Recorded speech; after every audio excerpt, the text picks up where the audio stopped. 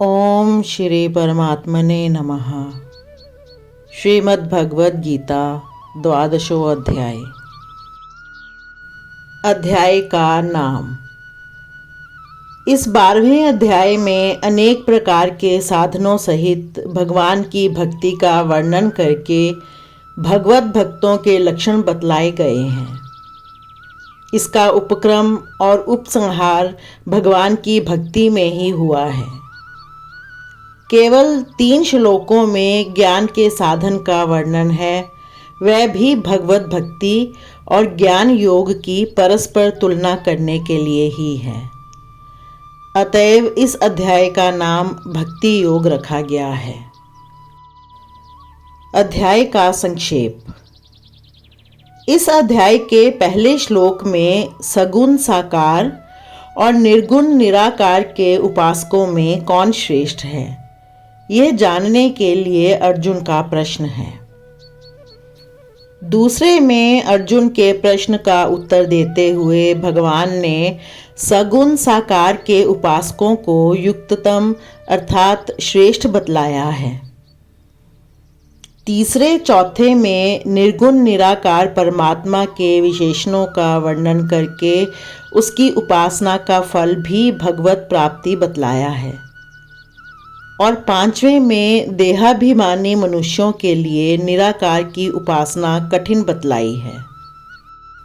6ठे और 7वें में भगवान ने यह बतलाया है कि सब कर्मों को मुझ में अर्पण करके अनन्य भाव से निरंतर मुझ सगुण परमेश्वर का चिंतन करने वाले भक्तों का उद्धार स्वयं मैं करता हूँ। 8वें में भगवान ने अर्जुन को मन बुद्धि अपने में अर्पण करने के लिए आज्ञा दी है और उसका फल अपनी प्राप्ति बतलाया है।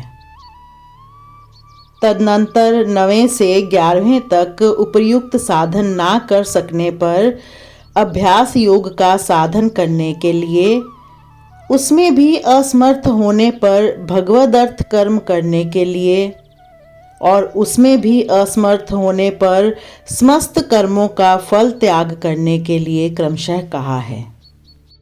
12वें में कर्म फल त्याग को सर्वश्रेष्ठ बतलाकर उसका फल तत्काल ही शांति की प्राप्ति होना बतलाया है। तत्पश्चात 13वें से 19वें तक भगवान ने अपने प्रिय ज्ञानी महात्मा भक्तों के लक्षण बतलाए हैं और 20वें में उन ज्ञानी महात्मा भक्तों के लक्षणों को आदर्श मानकर श्रद्धापूर्वक वैसा ही साधन करने वाले भक्तों को अत्यंत प्रिय बतलाया है। संबंध। दूसरे अध्याय से लेकर 6ठे अध्याय तक भगवान ने जगह जगह निर्गुण ब्रह्म की और सगुण साकार परमेश्वर की उपासना की प्रशंसा की है। 7वें अध्याय से 11वें अध्याय तक तो विशेष रूप से सगुण साकार भगवान की उपासना का महत्व दिखलाया है। इसी के साथ 5वें अध्याय में 17वें से 26वें श्लोक तक, 6ठे अध्याय में 24वें से 19वें तक, 8वें अध्याय में 11वें से 13वें तक तथा इसके सिवा और भी कितनी ही जगह निर्गुण निराकार की उपासना का महत्व भी दिखलाया है। आखिर 11वें अध्याय के अंत में सगुण साकार भगवान की अनन्य भक्ति का फल भगवत प्राप्ति बतलाकर मत कर्म कृत से आरंभ होने वाले इस अंतिम श्लोक में सगुण साकार स्वरूप भगवान के भक्त की विशेष रूप से बढ़ाई की।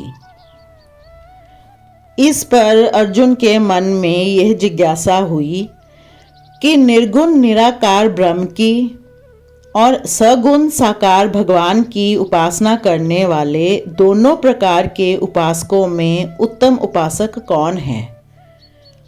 इसी जिज्ञासा के अनुसार इस अध्याय में अर्जुन प्रश्न करते हैं। जय श्री कृष्ण।